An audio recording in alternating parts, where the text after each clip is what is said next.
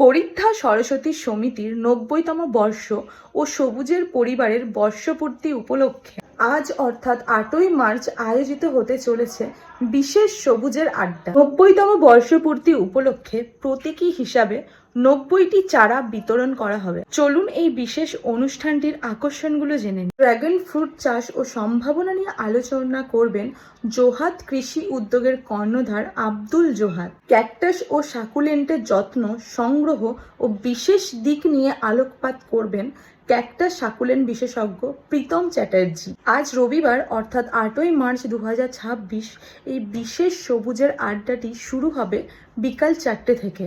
আর স্থান হচ্ছে করিদ্ধা সরস্বতী সমিতির মুক্তমঞ্চ, যেটি হচ্ছে করিদ্ধার হাটতলার একদম নিকটে। জ্ঞান, ভালোবাসা ও বন্ধুত্বের বন্ধনে আসুন সবাই মিলিত হয় আমাদের প্রিয় সবুজের আড্ডায়। আপনাদের উপস্থিতিই আমাদের শক্তি ও অনুপ্রেরণা। ধন্যবাদ।